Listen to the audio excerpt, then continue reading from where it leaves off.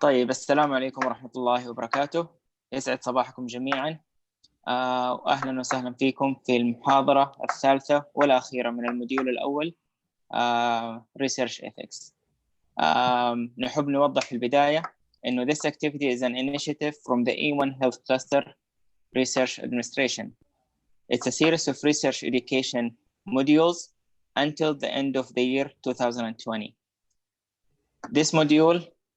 These modules will cover the topics in research, including ethics, biostatistics, research methodologies, good clinical practice, etc.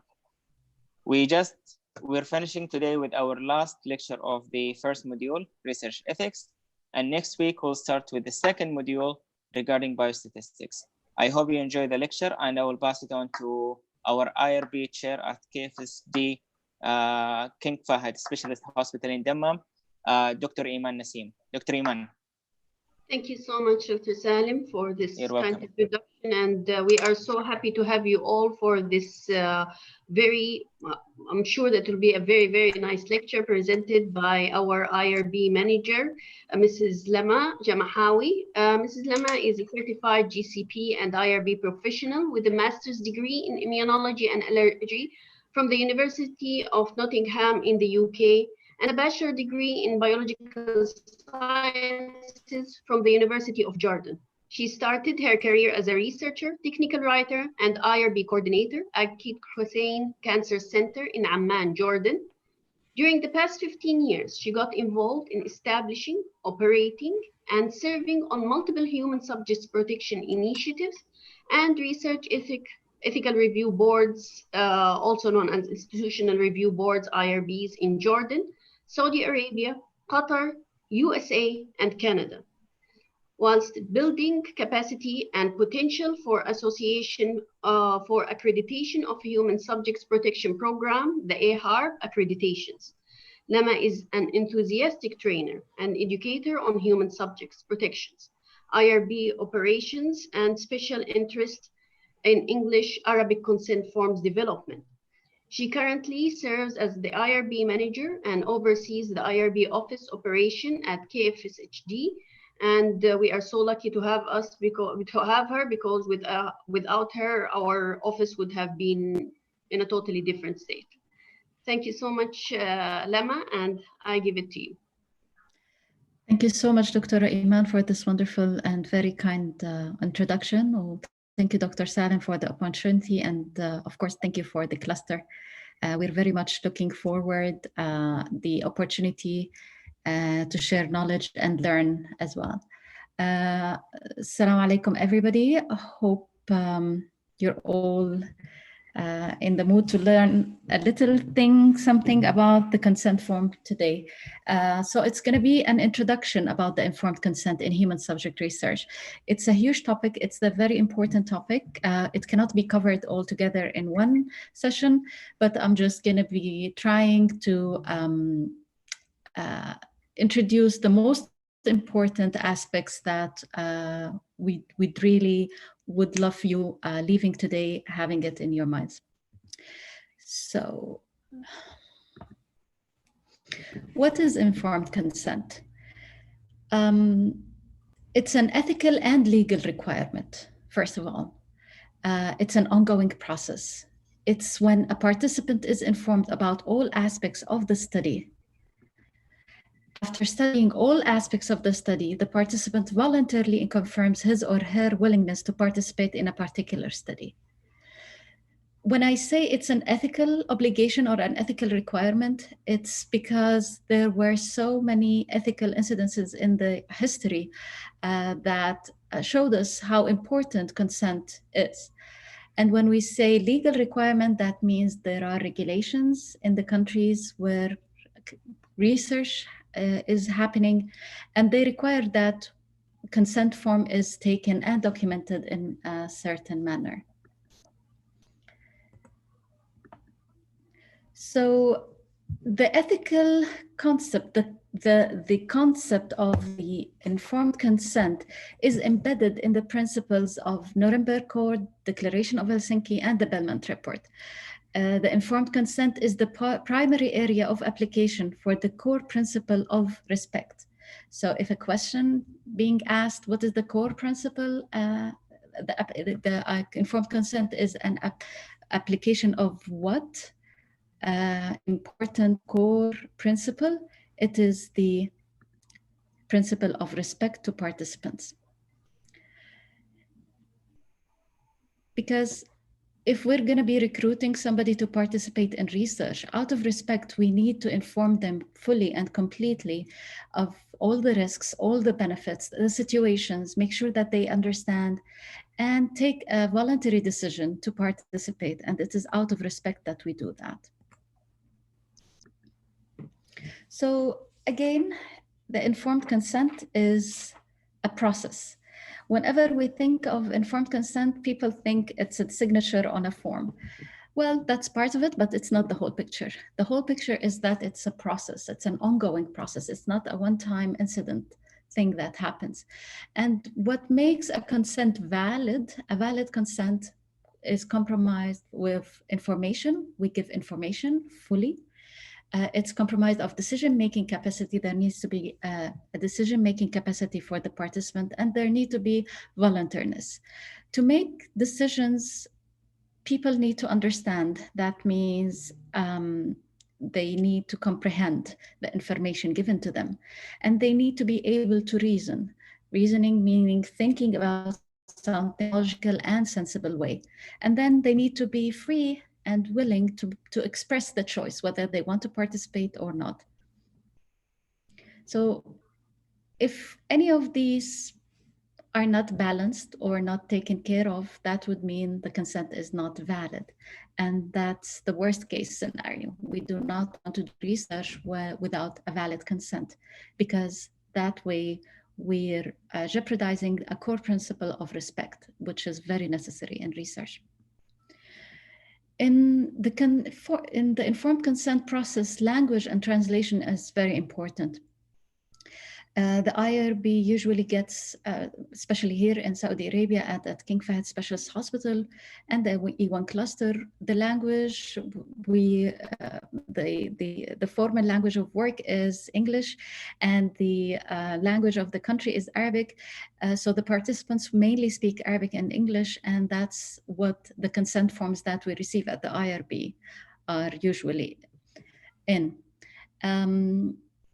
The timing. So whenever somebody is conducting consent session, the consent process need to happen in a timing that is suitable for participants. We need to be very sensitive about when do we consent participants, especially when they are patients, because we're dealing primarily in participants in clinical trials. And even if it's not a clinical trial, whenever you're dealing with human subjects in a hospital-based environment, timing is everything. Privacy is a big concern also in the consent process. So where do I conduct the consent? Where do I reach out for the participants? How do I talk to them? Is it in a private environment, or other people can peek and see what I'm saying or how they're reacting? Can they overhear the conversations, and so on and so forth? The responsibility for the consent document. So what is in the consent document? Who conducts the consent process? Who documents what happens, how it happened, when it happened, ensuring that everything is okay? Whose responsibility is that? And again, it's the person obtaining the consent, what the criteria that he needs to have. So the first thing anybody would approach a person, the first thing would be to introduce themselves. Assalamu alaikum, hello, hi, how are you? Ana fulani al-fulani, I'm this person, and I'm approaching you in this capacity to do this and that. And then the conversation starts. So building the first step, building relationship with the participant is the first successful step. Again, it's a process, not a signature on a form. The information presented and discussed should be understandable, and it should cover required elements. How do I ensure that it's understandable? While doing the consent, in the consent process, whenever I am introducing a new concept or a new information, I would ask the participants, what do you think? Do you understand this? I ask open questions that would ensure that the person in front of me fully understands what I'm saying or what is covered in the consent form. The required elements, we're going to be covering them shortly, and they are all the required things that need to be in a consent form whenever we are recruiting somebody into research.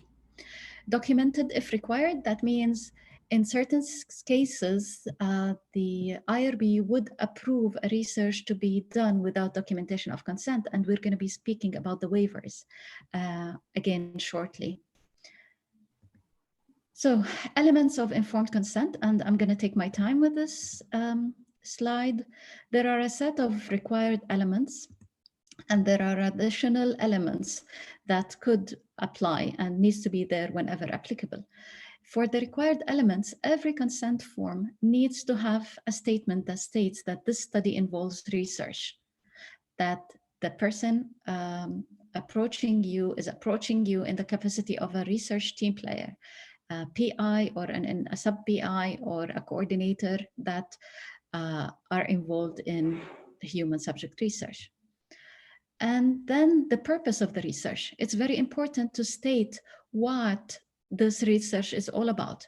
So I am Lama Jamhawi. I'm approaching you today to discuss the possibility of you joining a study that involves research that is entitled so and so.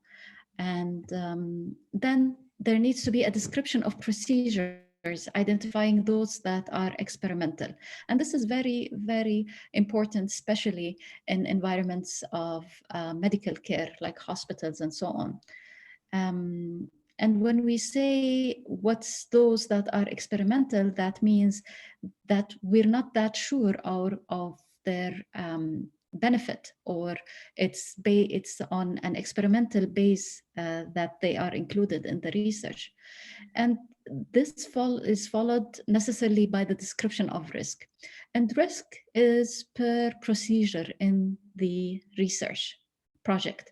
So the IRB would require all types of risks involved with all procedures involved in this research to be described in the consent form. And the presenter needs to discuss each risk to participants and answer questions whenever they are raised. Whenever we talk about risk, we need to describe the best, because remember, the IRB is all about benefit and risk.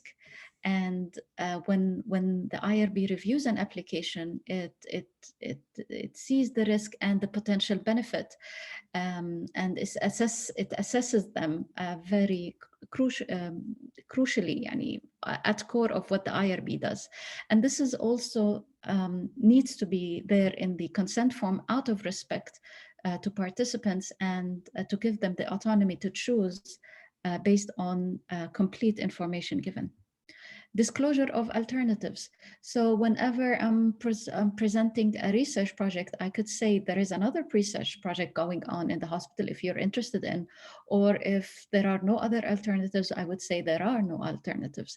Or maybe the other alternative is just to go with the treatment protocol.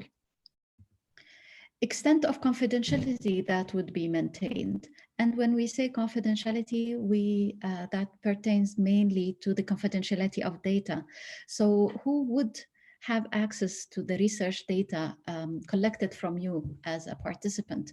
Would it be only the PI? Would it be the research team? Would it be other researchers in other institutions, researchers in other countries?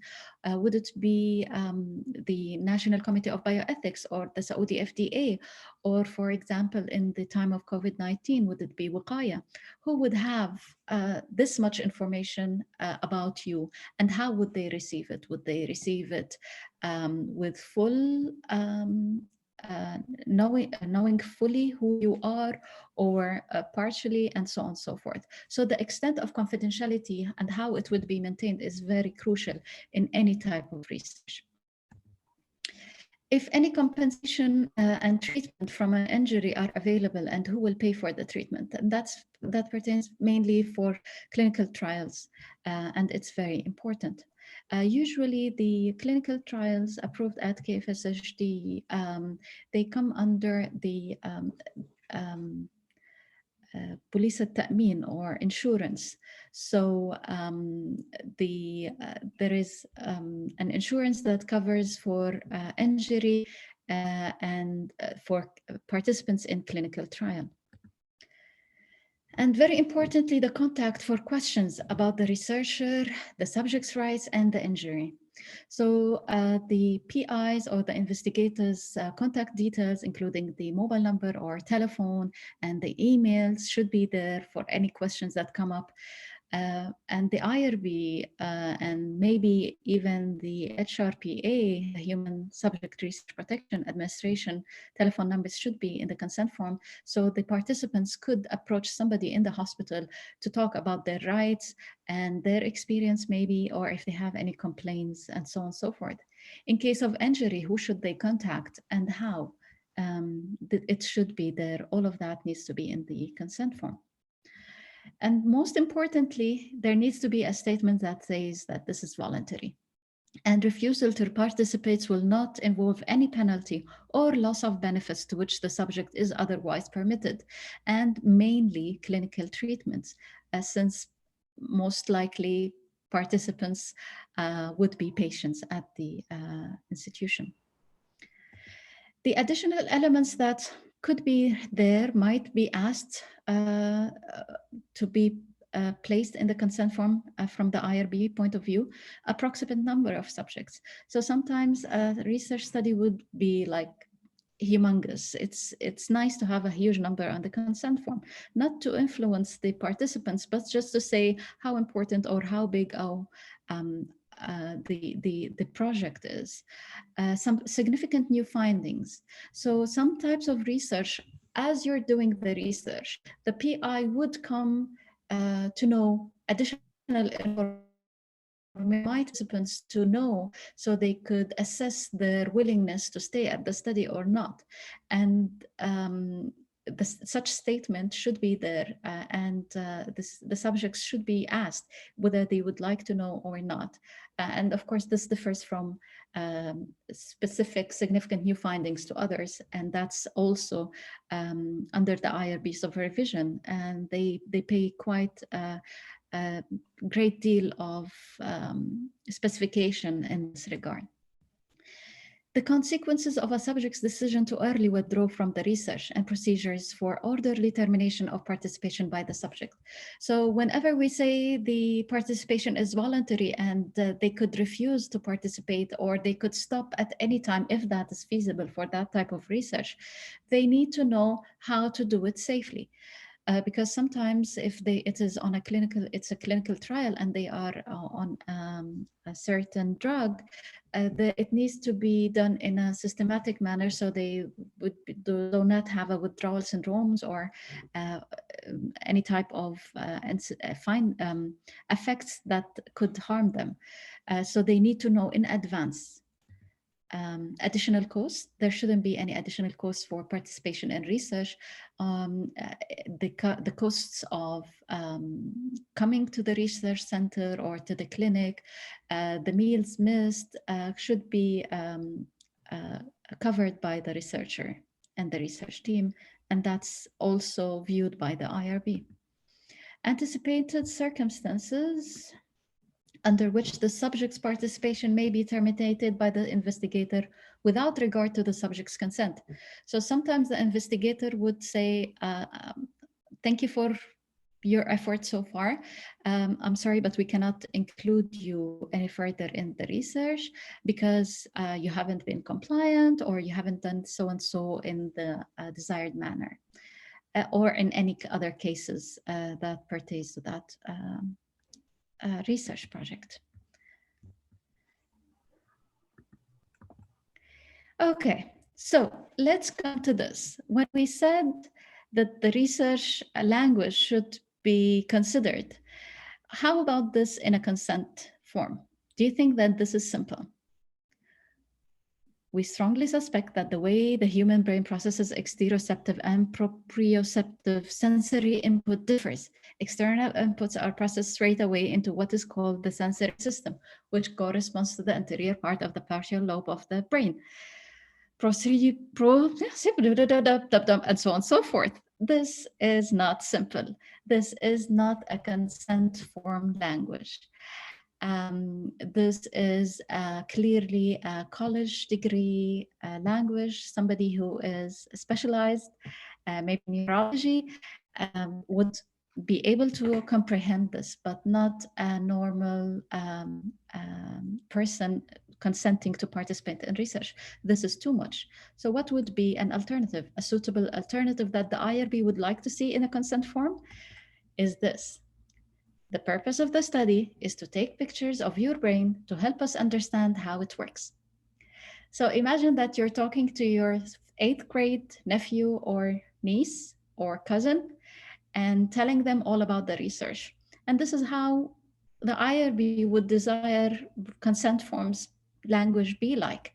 And this is what researchers need to aim at, having facts put in a very easy way for normal people to understand it. And when I say normal, that means people who do not have a degree or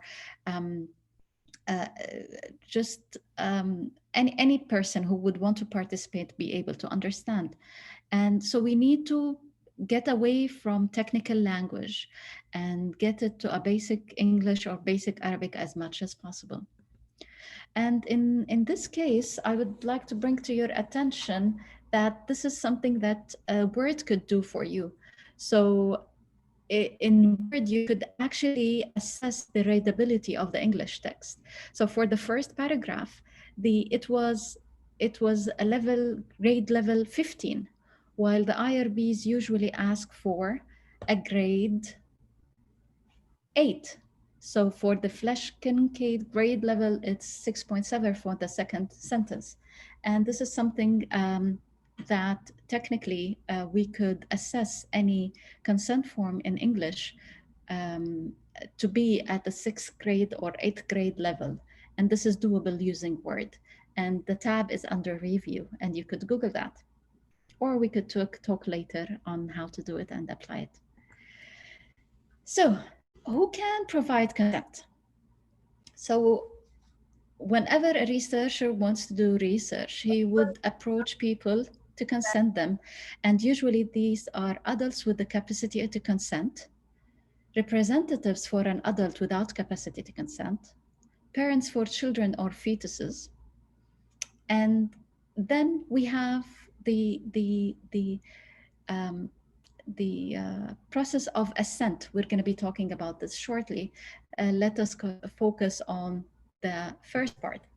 So whenever we want to consent a person to participate in research, he needs to be an adult, that means above 18, and with the capacity to consent. And when we say capacity, remember the 3 we talked about? They need to have it voluntarily done. They need to have the capacity to comprehend and think about it. And that's the person we can ethically and legally consent. Sometimes we want to do research on people or participants for adults that do not have the capacity to consent. And that's mainly they have fluid mental capacity, or they are in trauma, or they're not able to consent. So who would consent on their behalf? Is there representatives or legally acceptable representative? So adults can consent for themselves. Adults with the capacity to consent can consent themselves. People without the ability to consent, their representatives, their legally acceptable representatives could consent on their behalf. And for children, there always needs to be, or most of the time, 99.9% of the time, parents need to consent for their children or fetuses. Sometimes it's a one parent who could consent, and sometimes both parents need to consent if available. And that's determined by the IRB based on the risk of the research, the type of the research, and what it pertains to the children. So if you're a pediatrician who wants to do research on children, what do? Do you consent? So it's not a consent, it's assent. We call it assent. And for children, it's from the age of 7 to the age up to 18. So they are able to assent. So they are able to have an opinion about something. They would say, children from 7 to 13 would have, you know, the verbal expressions and the reading capacity is not like adolescents from 14 to 17, but still they are individuals that need to be respected and approached with respect. So we have to have their affirmative agreement when we're trying to recruit them in research. For adolescents from 14 to 17, it's nice for them to get the consent or the assent in a written format, and the language could be the same used for adults. The assent is also a process necessary for adults without the capacity to consent. So whenever we're dealing with people who are not able to consent, it's nice to see that if we can get their affirmative agreement, out of respect, we need to seek it with the consent of the legally acceptable representative. So we consent the legally acceptable representative, but also take the affirmative agreement or the assent. It could be verbal, it could be with a head nod, it could be any type of affirmative agreement that he or she are willing to participate in research. Okay. So waivers. Waivers related to informed consent are huge, and they're seeked.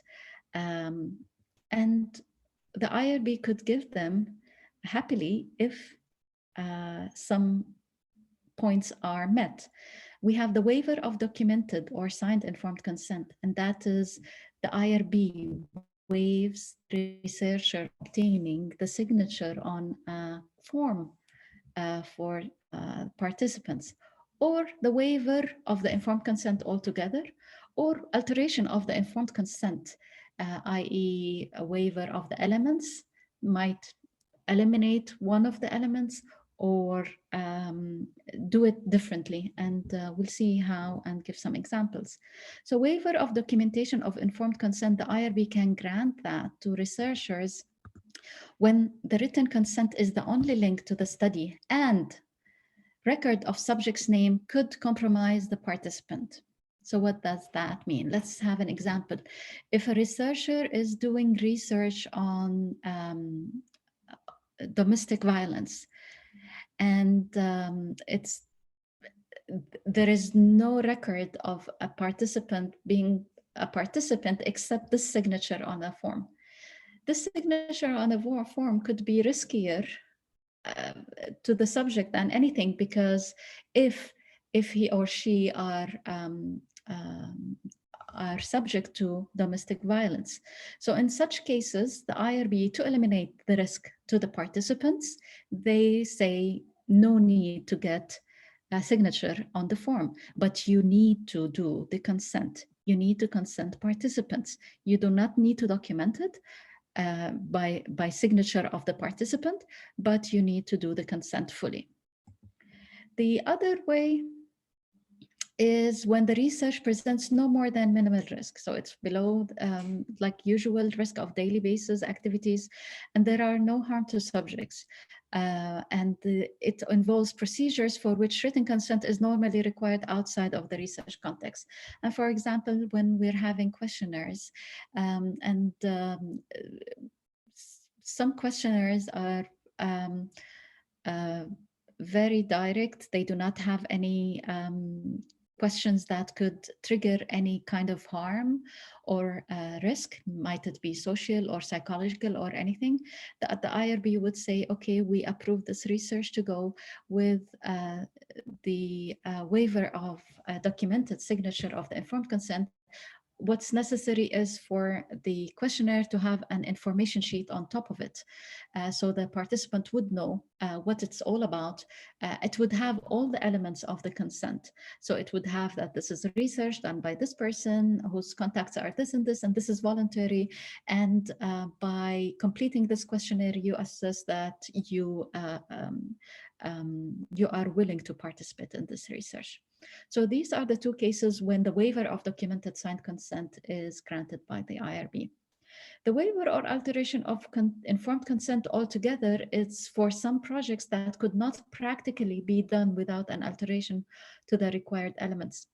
So for example, if a researcher wants to do a retrospective chart review for 6,000 participants that have finished their treatment, like the research would not benefit them at any point at this point individually, the IRB could approve the research without the requirement for the researcher to go and get the signature of everybody just to take their information, unlinked, unidentifiable, and so on and so forth.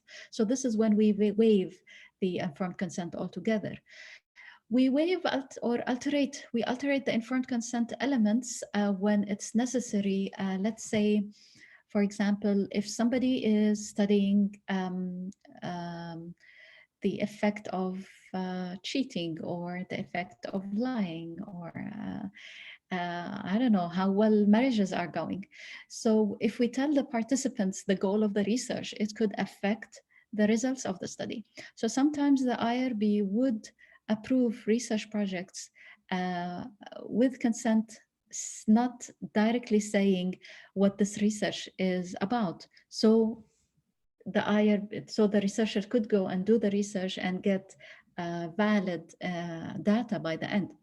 At the end of the research, the IRB could ask the researcher to go and present this information to the participants, tell them we had to do the research in this way because to get the information we wanted or the data in this particular manner, and we had to deceive you in a way.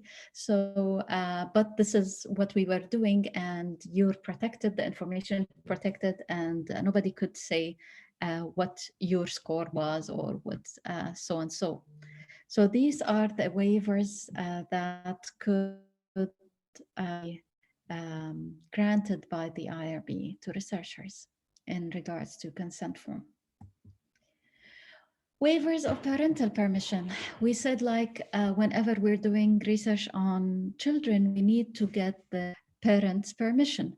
But sometimes parental permission is not a reasonable requirement to protect the subjects. For example, when a researcher is doing research on abused or neglected children, that could also, parental permission could be a risk to the children participating in research. So sometimes the IRB would approve research for researchers without the requirement of parental permission.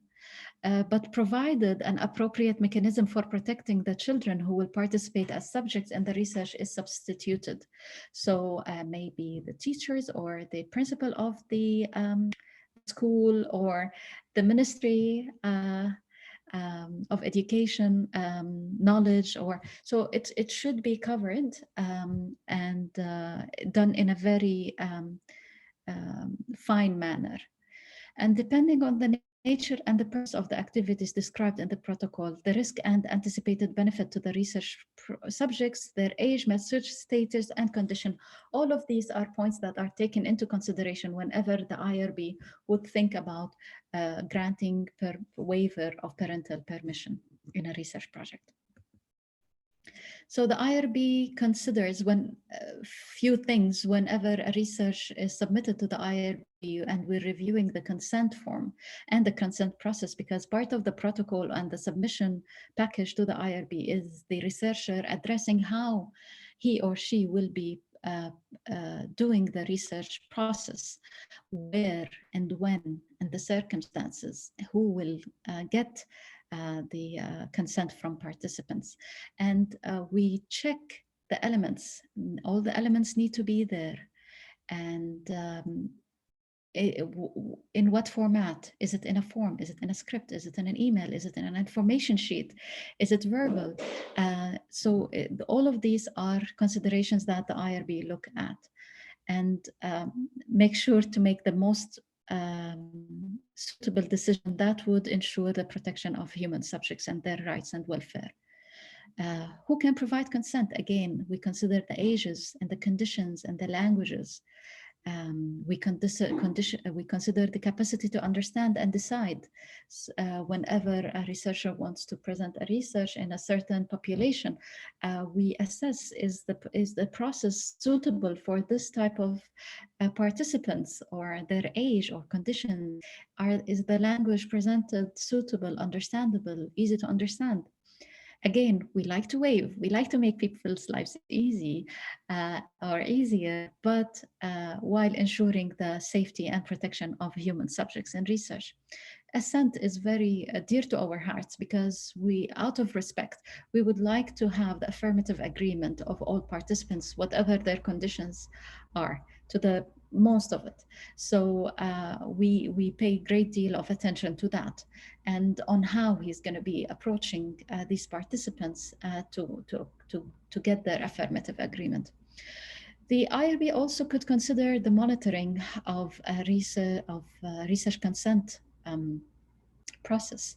So whenever a researcher wants to recruit somebody, the IRB could somebody, a representative of the IRB office or the member could attend, or we could from a Human Research Protection Administration to attend.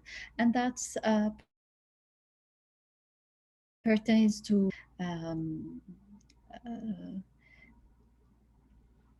qualities, and mainly to those that are where participants are at greater risk. Advocates in some institutions, we have like participants or patients advocates. They would attend the consent process session on behalf of the participant, and they would make sure that participants understand, and if participants miss a point or so, they would speak up on their behalf and make sure that they get it all. We depend hugely on checklists, because there is a lot to pay attention to. So we have reviewer checklist, we have the consents and checklists. We have so many checklists that we go over to make sure that research applications are not missing any important points. So again, it's an ongoing process for the IRB when we are involved in monitoring or whenever there are problems that are reported from a PI point of view, or from participants, or from any other entity. Also, whenever there are amendments. So researchers are obliged to submit any amendments to the originally approved protocol by the IRB, for the IRB to assess this amendment and see if it's okay, would the risk level differ, or are there any new information that comes up from this amendment that participants need to become aware of. So the IRB would ask the PI to send this information to all to participants to inform them. Even upfront, the researchers should come into the IRB with some understanding or some imagination of the length of the study. Will children become adults during the study? So if we're recruiting somebody who's 12 years old, and then 5 years he's going to turn 18 and he's still on the study, it's our obligation to consent him, because previously he was assented with parental permission. Now we need to recheck, would he still want to be there as an adult? Does the population have fluid mental capacity? So if somebody is studying some mental health diseases, or one time I'm awake, the other time I'm not, how he's going to be looking into consenting such persons participating in research. It needs to be in the description of the consent. And the more the researcher shows the IRB how sensitive he or she is to all these points, the more the IRB would feel confident giving the approvals, and the more less back and forth there would be between the IRB and researchers. Again, the checklist that we use reviewers checklist, we use informed consent form checklist, and we use waiver checklist to ensure that the conditions are met, and if there are any particular information that needs to be there, it's presented in a way or another. So I have a few cases here. It starts to be fun now. You can actually raise up your hands and answer if you'd like to participate. That would be great. The first case, we have a minimal risk study and we have an enthusiastic subject. He meets the eligibility requirements, but he's eager to sign the consent without hearing a word about the research study. How do you handle consent in such a case? Anybody? I'm not sure how.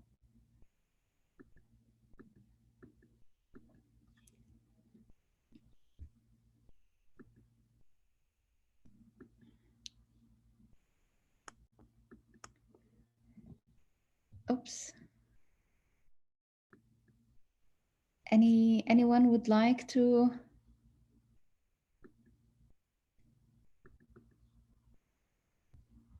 say something about this case? I can't see the show of hands, so I'm just going to go ahead and speak. If you can see it, Dr. Iman, please feel free to direct them. So it's a minimal risk with an enthusiastic subject who meets eligibility requirements, eager to sign. Okay, now I can see.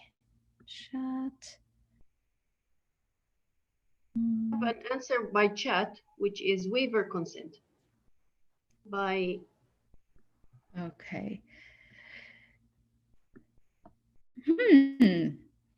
Why would I waive consent here?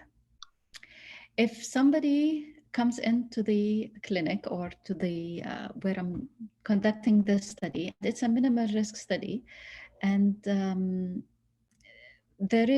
apparently there is a consent. So eager to sign the consent without hearing a word, that means there is a consent here.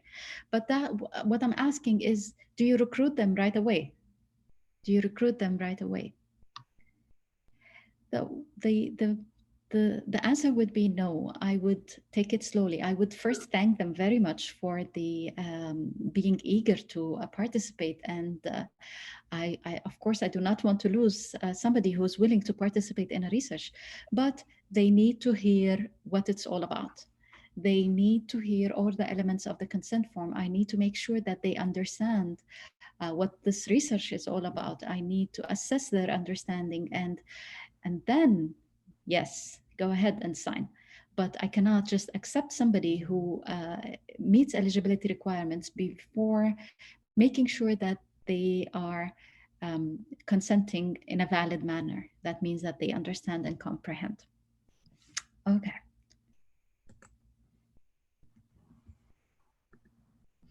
So the second one, we're dealing with an elderly woman who meets the eligibility criteria, inclusion and exclusion criteria for a minimal risk study. Again, it's a minimal risk study. She is illiterate, seems a bit confused, but willing. How do you deal with this? How do you deal with the consent in such a case? Either type or raise your hand. Yes, we have.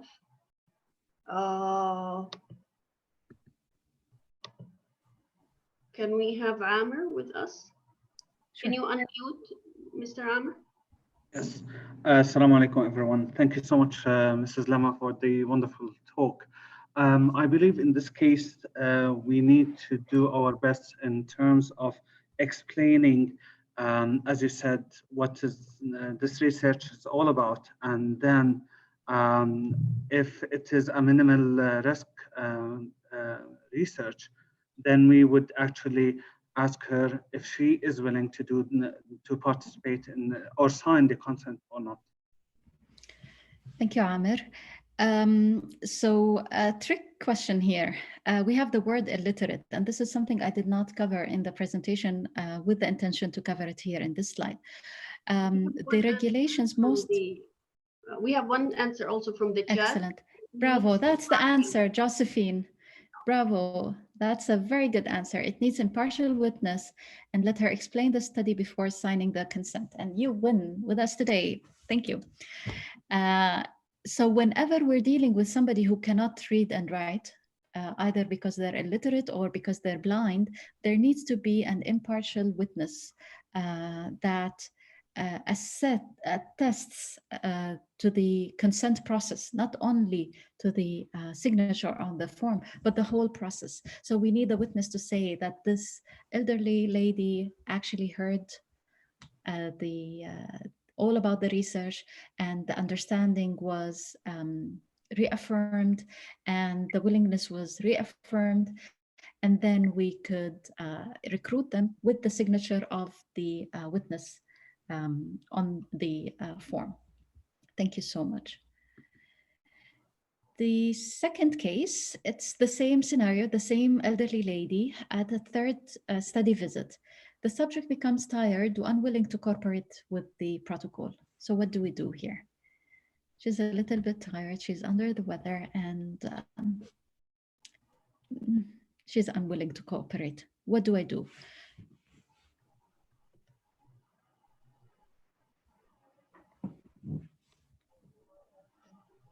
Okay, so let's it short so we can keep some question time.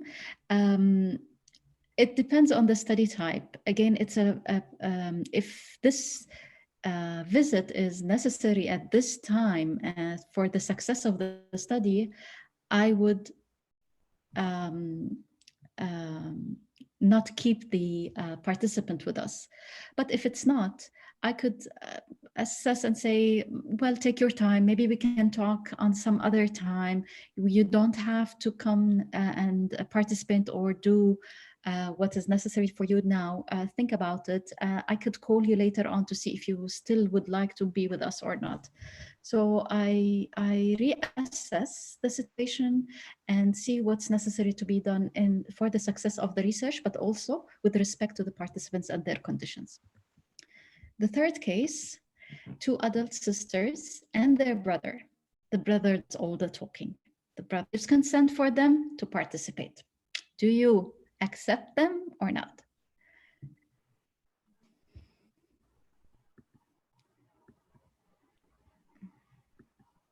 No. One question in the chat, one answer. Yeah. So Dr. Muna says no. Yes, we do not recruit them, but let's say they are really good candidates for the study and it would be a big loss not to include them. Now the scientific person in me is speaking. So how would you, oops, it jumped to a case 4, I'm sorry. So how would you deal with it? You try your best to engage them as much as possible. You try to silence the brother as much as possible, try to direct the conversation to the sisters, try to get their affirmative assent to participate and so on. They must be the people signing, okay? So because they are adults, they are capable of consent, and they need to be the ones who consent for themselves. But if it's a very dramatic scene and the brother is just doing, we do not recruit. Okay, so if we have a 9-year-old normal development and the research is minimal risk, how do we handle consent, and what if the child is willing? Oops.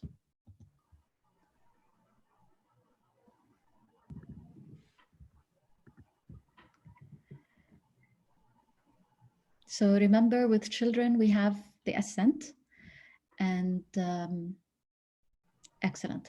So we do assent with the children. He's a 9-year-old, above 7. He is capable of comprehension if I approach him in a certain manner. And yes, parental consent needed, parental permission, both parents for more than minimal risk plus assent. That's excellent. And because it's a minimal risk, it could have been only one parent here.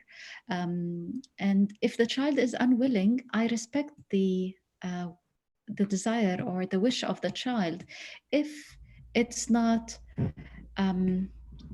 so we have scenarios where it is very important. This research is the only way out for this kid.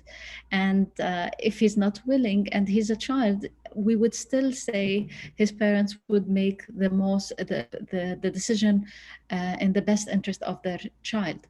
But if it's a minimal risk and it's not that, it doesn't pertain that much to their well-being or health, we should respect the desire of a 9-year-old and practice more on how to deal and react with such creatures. If a patient speaks Nepali and only very basic English, how do you recruit? Or do you recruit at all?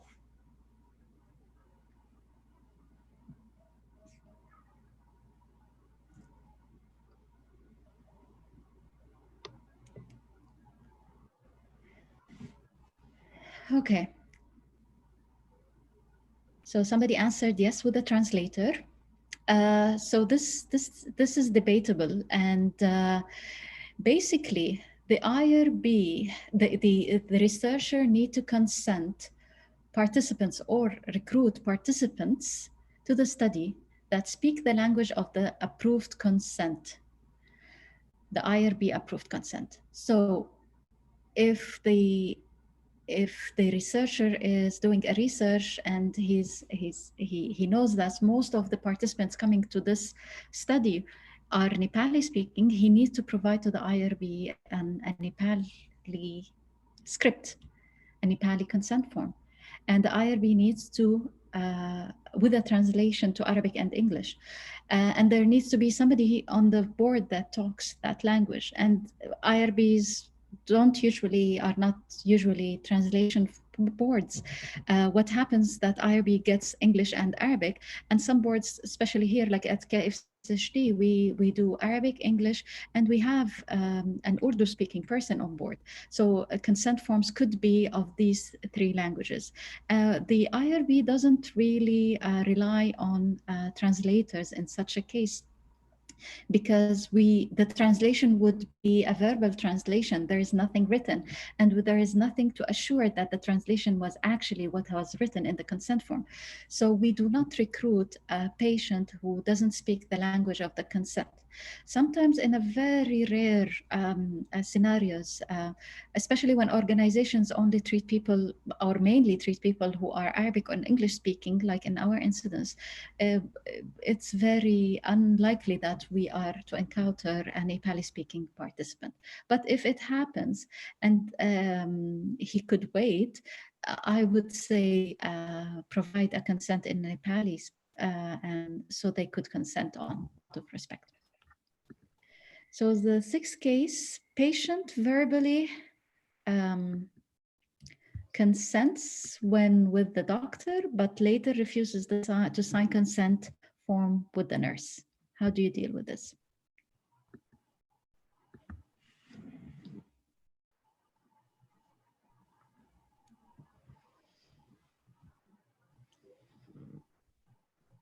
So this scenario is seen a lot in hospitals.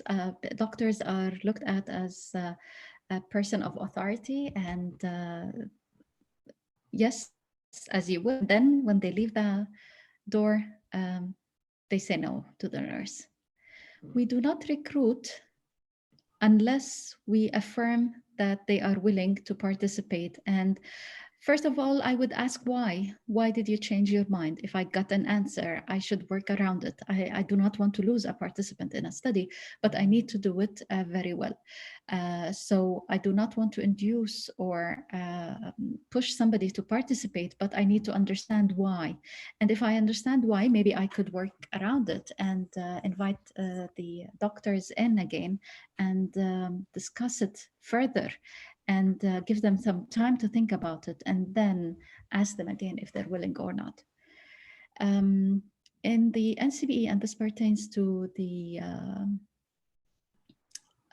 Saudi Arabia, NCBE, there is a big chunk of information about a treating physician consenting participants. And I suggest that everybody goes and read that section as well. Okay, so it's a moderate risk study. Radiation is involved. Pregnancy is an exclusion criteria. Language used on the consent document says female subjects will also receive a urine pregnancy test. Pregnant women will be removed from the study so as to prevent risk to the fetus. So what is the missing word in this statement? So this is a statement in a protocol and in a consent form that is presented to the IRB. In our part of the world and our region, what is the missing word in this statement?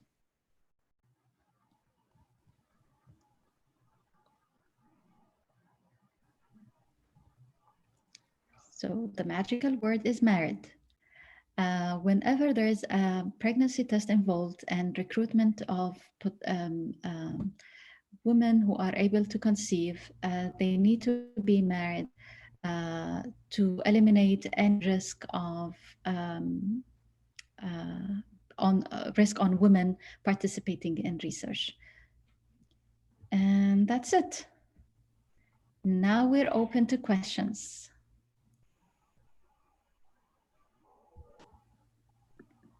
Thank you. 4 minutes to questions. You're most welcome, Dr. Iman. يعطيك العافية لما. الله يعافيك. Thank you so much, Dr. Salim.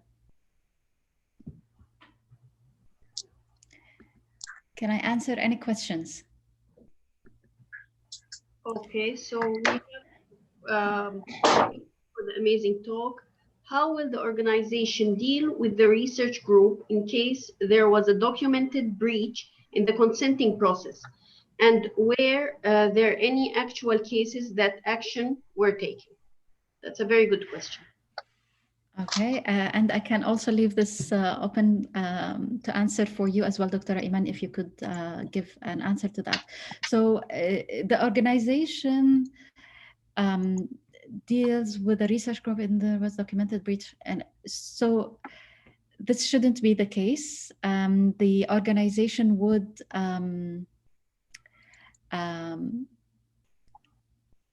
ask the PI, would actually do an audit, and the HRPA, the Human Research Protection Administration at KFSHD, would go and see what happens and see the documentation. And it depends on the type of the study. Would it be okay to eliminate such participant from the study, or would it be risky? It would be safer if he is maintained, or what would be the way to take him out? The information obtained would not be included in the data analysis. So that's from a research point of view, because it's an invalid consent, and the information would not be part of the study analysis. That's what's occurring on my mind. Dr. Iman, did I miss anything? No, I think that's totally what usually happens. And actually cases, yes, I mean, there are some cases has been signed the consent before some certain criteria, and those participants were taken off the study. So this can happen. Any other questions? You're welcome.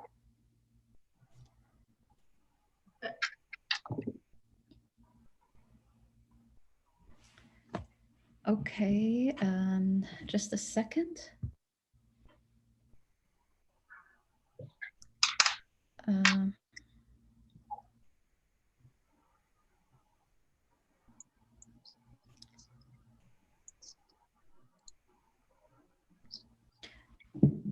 سيد مصطفى، في شخص عم بيحاول يدخل على زوم معنا. If you could grant him access, please. Or actually, I could. Okay.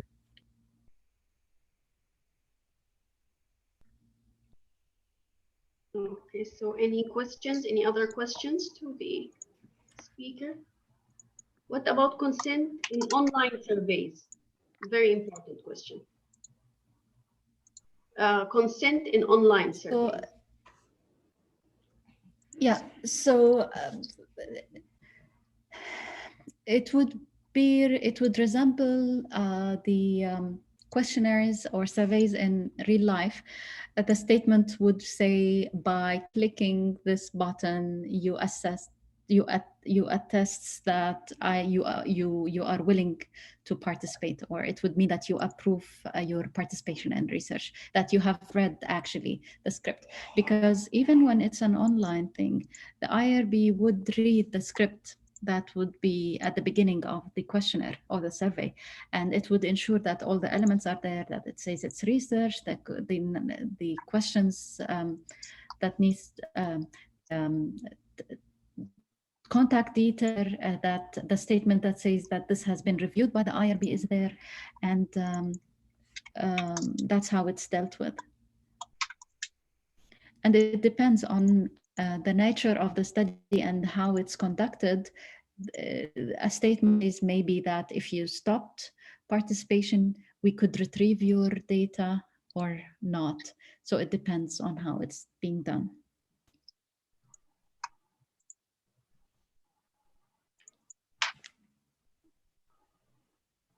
What about okay, queer telephone consent, doctor?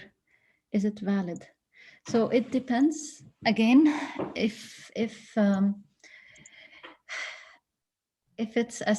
something that's necessary, really necessary to the research, and there is no other way to do it, the IRB would ask for the script of the phone call. So whatever is said, whatever is told to the participant or potential participants need to be reviewed by the IRB to assess.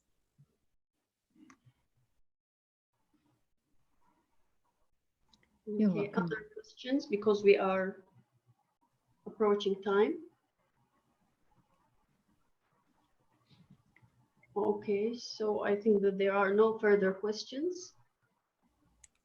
Thank you so much, Lama, for this great interactive lecture. I'm sure that everyone gained a lot. Anyone who has missed part of this lecture or the other 2 lectures of the ethics in research, you can have them, you can see them on the YouTube channel of Event Tرووب. And with this lecture, we conclude the ethics part of the research training course. And I leave to Dr. Salim for any concluding remarks. Thank you, Dr. Iman. Thank you, Lama, for this nice presentation. I think I'll conclude with the comment regarding the CME and the certificates. I think we've been getting many questions regarding the CME and the certificates. So CME hours are still in process with the Saudi Council. Inshallah, once it's confirmed, we will, once it's approved, we will issue the CME hours. Regarding the certificates, you will receive an email from the Eivent Tróob website email where you registered, and you will get a short quiz. MCQ, I think, just very brief quiz. If you pass that quiz, you're gonna get your certificate automatically to your email. So wait for that email to get from the organizing company, and once you pass that exam short quiz, you will get the certificate. The same thing will happen with each module. So for this module, the research ethics, after we finish the 3 lecture presentations or webinars, we're gonna get a short quiz. If you pass, you're gonna get a certificate that you attended the whole module. The same thing will happen for the next modules. So check your email for that short quiz, and good luck, everyone. Thank you. Thank you, Dr. Salim. Our next presentation, the announcement will be out very soon, but the next presentation will be next Monday. So it will be Monday, Wednesday, and Thursday, inshallah. The announcement will be out very soon. That's it. Good luck, everyone. Thank you. Yalla,